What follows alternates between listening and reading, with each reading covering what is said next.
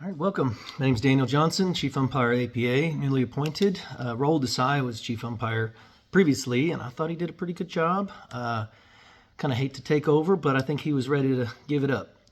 So initially, the thing that I think I'd like to do is just talk about the umpire program. I think there's a lot of really good things, and there's a lot of different procedures that are in there that fix a lot of the problems that we currently have, and we're not really using them all. And I think that's because we don't know about them. So we're just going to go in depth on all the different aspects of the umpire program, their responsibilities, and how they tie into the players and umpires and the board and all that. All right, so the main aspects of the umpire program and the chief umpire's responsibilities, starting out with the rules, keeping up with the rules, rule changes, and publishing the rules, things like that. Then we've got the certification of umpires, ranking our umpires and how they perform. And then we have education to make our umpires better and educate of any new rule changes or issues that we have with that. And then lastly, we have a little bit on some grievances or safety issues, disciplinary issues, things like that. All right, so to get all of this down in everybody's head straight, I think the best way to do it is to put all the groups of people up there and then talk about the process of each one of these things as they happen. So let's start out with rules. As you can see, all the people that I've posted up here with the chief umpire, the board of directors, all the players at tournaments, all that. And starting out with rules, the APA has rules on their website. They have the current rules, called the standards of play is what they're called, and they should be up to date as soon as we have any adjustments. So even if you haven't received a new rule book, the new rule books are available to you online. Also, I like the idea of annual rule books. I think there will be discussion at the board meeting to see if that's something that people want to pay for or not, but I will be pushing for membership to get a rule book every year, and it'll have the up-to-date rules and contact information for the administrative people of the APA. All right, so then the tournament umpire's responsibilities when it comes to rules are to ensure that the tournaments are playing by the standards that the APA has, playing by the rules and safety issues that might come up. They need to intervene and make sure everyone is following the rules.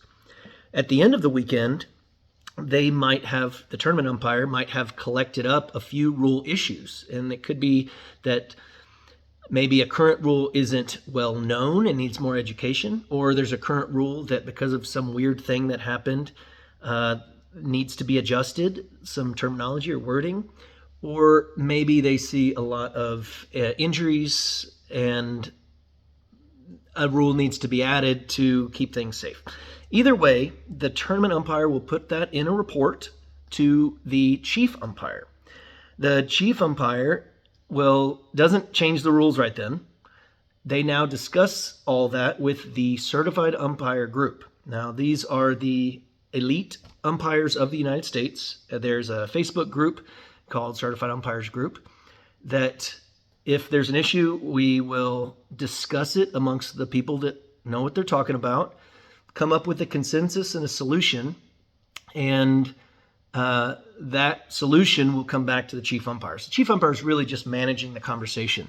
Once the solution's there, if there's a rule change to be made, the board of directors will be notified, and on the next board meeting, we will vote on the rule change. In the meantime, and to make sure that change is well received, the chief umpire will send the next tournament umpire with notes on educating or describing the solution that they came up with, whatever the rule change or umpiring change they had. So, for example, years ago, it was unclear in our rules what a legal and illegal bit was by the wording that we had.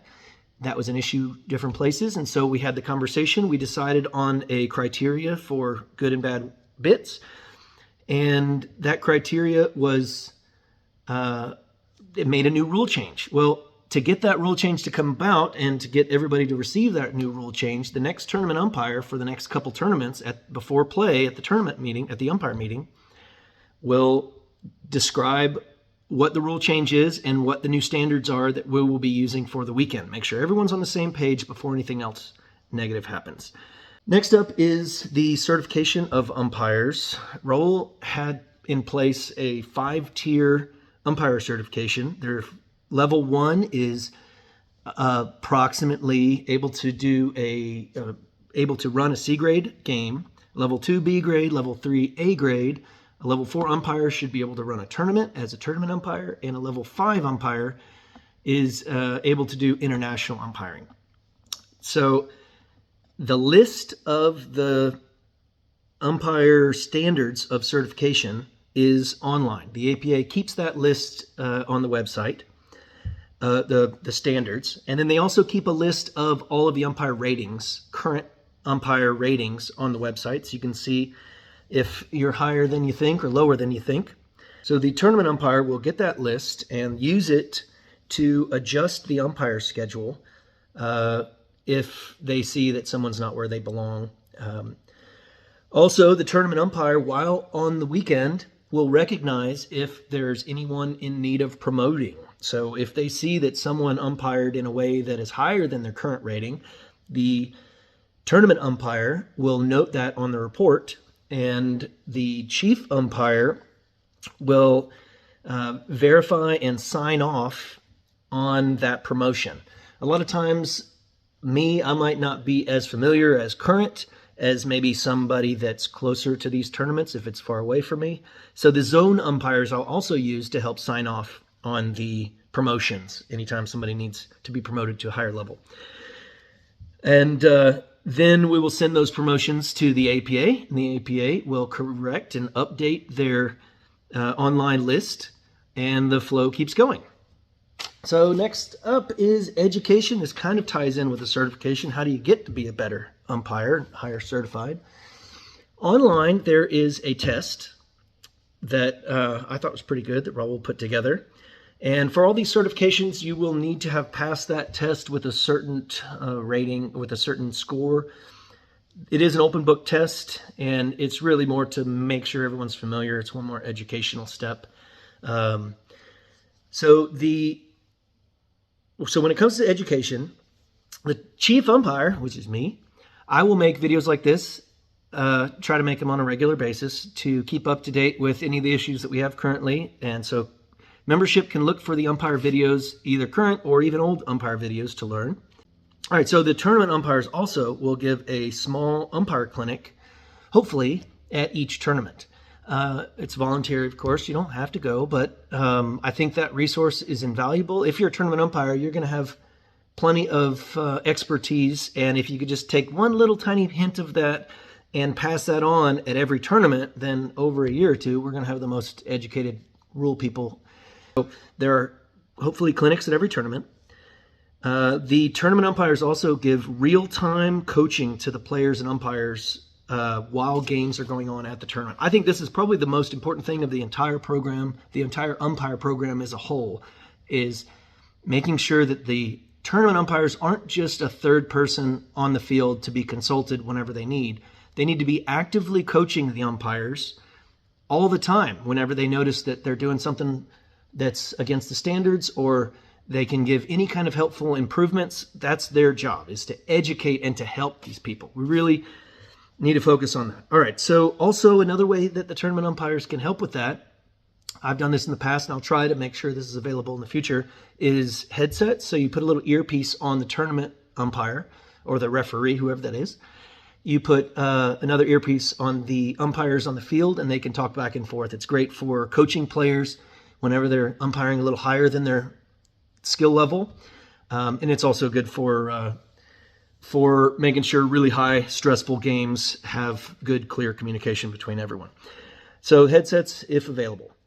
And the players at tournaments can come up to the tournament umpire and request umpire training. They can request the headset. Hey, I'm umpiring at 2 o'clock. Can you be there with a headset? Or they can say, hey, I'd like to shadow somebody. I'm not ready to umpire B grade, but I'd love to tag along with someone that is. And they can get some of that on-field experience by shadowing more comfortable, more experienced umpires. Lastly, the zone umpires I'm going to ask if they can to organize umpire clinics in their zone. If they see opportunities, maybe before a tournament, or if there's a group of people gathering together, to have somebody put on a small umpire clinic when possible. You can also contact your zone umpires if, say, hey, I want to have an umpire clinic and I don't know who to bring, and maybe the zone umpire can help you with that. All right, so as you see, education leans very, very, very hard on the tournament umpire, and that should require almost all of their expertise and time during the weekend, I hope. Lastly, kind of a small thing, there's a couple little grievances and issues that might come up during the tournament that take different action. Now, if the players and horses get injured, that gets reported to the chief umpire, and maybe a rule change over time if you see a lot of injuries in the same situation might happen. But on those reports also is any disciplinary action. If there is a player or horse that was kicked off for disciplinary action, if there's a horse, say, that's biting or kicking, or a player that's biting or kicking, those things will be reported also. Now, any player or horse that's been kicked out of the tournament will actually have further disciplinary actions for me and possibly the board. If the player was kicked out of the tournament, the APA and the grievance panel of the APA needs to look at that player's performance and the situation that happened over the weekend and see if there are code of conduct violations and see if there are disciplinary actions that need to happen in that situation. It's a little bit more complicated when it comes to a horse. The situation we had in the past that was really bad with the horses was you can kick a horse out for, a horse kicks or kicks twice at a weekend and it gets kicked out for the weekend. And the very next weekend, it comes into the weekend with a fresh slate and no negative marks on it. And it gets to kick once or twice at that weekend too. And it injures somebody that weekend.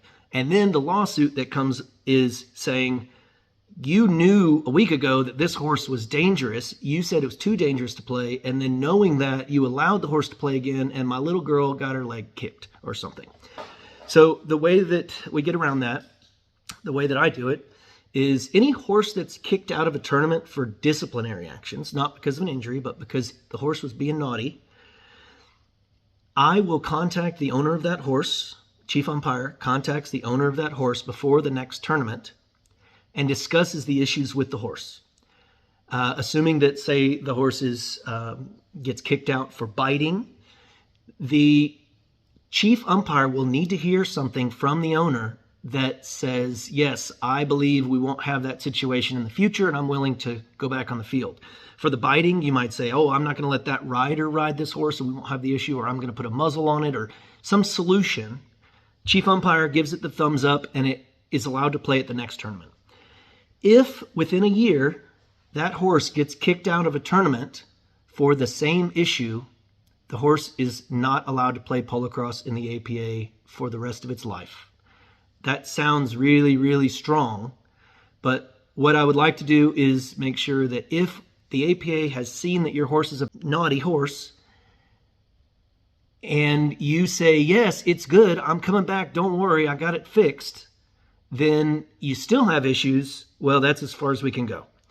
So it's likely that, I'm not exactly sure how the grievance part goes with the players, but if a player gets kicked out of a tournament, say for punching another player, and you have disciplinary actions, but the player's allowed to come back on again sometime later, and they have a similar issue again, then we will try and the grievance panel possibly even kick that person out for life as well. That'll be up to the grievance panel. Okay, so of all these things, the thing that's most important to me is the tournament umpire. I think that, as you can see, the tournament umpire has a little bite of every one of the processes in the umpire program. They are the liaison between the membership and the APA. And at the tournament, they are the APA. They're the only person, even if the president of the APA is at the tournament, or even if the chief umpire is at the tournament, those people don't have any power over the tournament umpire. The tournament umpire is the APA, until the tournament's over, and then the APA gets to take over again. So it's really important that tournament umpires take their responsibility seriously, and it'd be nice to have more tournament umpires, but if you look at all the responsibilities of the tournament umpire, really, I think currently we're only doing a couple of them, and we're only doing a couple of them kind of halfway. So I'd like, going forward, the tournament umpires to be thought of as umpire coaches. You should go to a tournament not just thinking, I'm going to be a spectator and be there for expertise if called upon. You should be actively trying to educate and coach umpires at the weekend. That's the number one responsibility over everything else. And then after that, you can do the other things. But we just need to make sure that's focused on. All right. Thanks for sticking around this long. Have another video soon. And Chief Ump out. See ya.